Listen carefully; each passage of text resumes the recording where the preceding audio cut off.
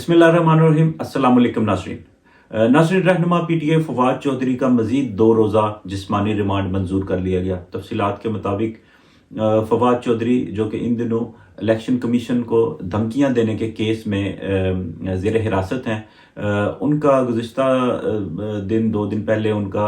14 रोज़ा judicial remand पे उनको जेल भेज दिया गया था। लेकिन इस्लामाबाद पुलिस की तरफ से दोबारा कल सुबह इस्तदा की गई कि इनका 7 रोज़ा जिस्मानी रिमांड दिया जाए पुलिस को। लेकिन अदालत ने उनकी इस्तदा तो मंजूर की, लेकिन 7 दिन की बजाय उनका 2 रोज़ा जिस्मानी रिमांड दे दिया गया और उनको इस्लामाबाद पुलिस के हवाले कर दिया गया। इसके साथ साथ आपको बताते चलें कि जो फवाद चौधरी हैं उनकी तरफ से जो वकील हैं बाबर अवान, उनके वकील पेश हुए और उन्होंने अपने दलाइल भी दिए और उनका कहना था कि फवाद चौधरी के खिलाफ इस केस को डिस्चार्ज किया जाए, लेकिन उनकी दरख्वास्त को भी मुस्तरद कर दिया गया। नाज़रीन, हमने आपको पहले ही बता दिया था कि ये जो फवाद चौधरी वाला मामला है ये गालिबन तूल पकड़ेगा, सेम लाइक जैसे पिछले केस में शहबाज गिल का मामला वो तूल पकड़ गया और अभी तक वो पेंडिंग है और उनको रिलीफ नहीं मिल सका। तो आने वाले दिनों में लगता है कि फवाद चौधरी और पीटीआई को रिलीफ मिलता नज़र नहीं आ रहा। दूसरी तरफ लाहौर की जो मुकामी अदालत है सेशन कोर्ट, उसमें चौधरी परवेज़ इलाही जो साबिक़ वज़ीर आला हैं उनकी फ़ैमिली की ज़मानतें, अबूरी ज़मानतें जो हैं वो कंफर्म कर ली गई। नाज़रीन, तफसीलात के मुताबिक आपको बताते चलें कि आज से ग़ालिबन 10-12 दिन पहले या 2 हफ़्ते पहले FIA की तरफ से एक मनी लॉन्ड्रिंग केस की तहकीकात का आगाज़ किया गया,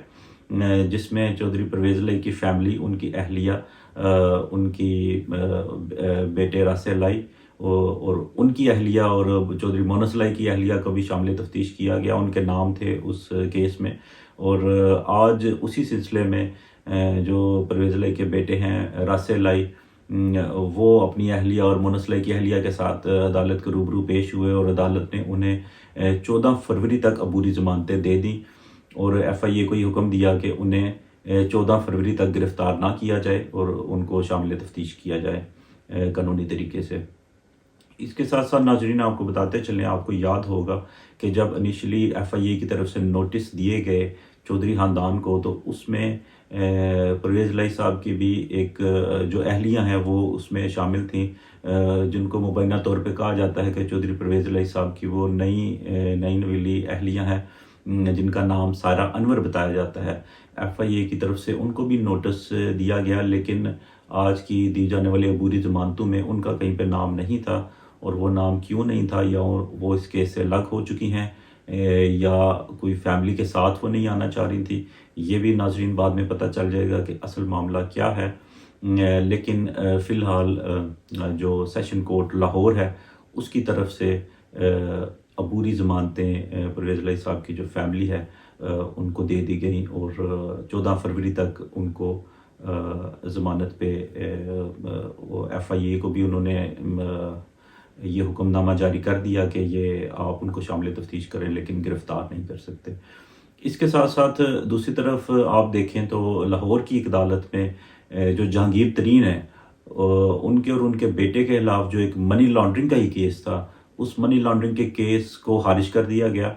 और तफ्तीशी अफसरान के मुताबिक जो तफ्तीशी रिपोर्ट बनाई उन्होंने, उस रिपोर्ट के मुताबिक इन पर कोई भी जो जुर्म है, जो सेहत जुर्म है, वो साबित नहीं हो सका। और उसके साथ साथ उन्होंने बताया कि कोई भी ऐसा तरीका नहीं अपनाया गया कि जिसमें कोई मनी लॉन्ड्रिंग का तासर जाए या कोई गलत कानूनी तरीका या रकम की मुंतकली का कोई गैर कानूनी तरीका नहीं अपनाया गया। और जिससे साफ ज़ाहिर होता है कि चलो एक तरफ तो एक सियासी ख़ानदान है वो मुश्किल में है, लेकिन किसी न किसी तरह से एक और सियासी ख़ानदान है जिनको बहुत देर से, बड़े अरसे के बाद लेकिन रिलीफ तो मिला। इसी तरह हमें अदालतों से उम्मीद है कि हो सकता है फ्यूचर में आने वाले दिनों में जो परवेज़ इलाही साहब हैं उनकी फ़ैमिली को और दीगर और भी जो सियासी ख़ानदान है जिनकी FIA में तलबियाँ, अदालतों में जिनके केस हैं फॉरेन फंडिंग से या मनी लॉन्ड्रिंग से मुतल्लिक, उनको रिलीफ मिले। अगर वो अपने मौक़िफ़ पर सच्चे हैं तो उनको रिलीफ ज़रूर मिलना चाहिए। उसके साथ साथ आज की एक और मज़ीद डेवलपमेंट थी नाज़रीन,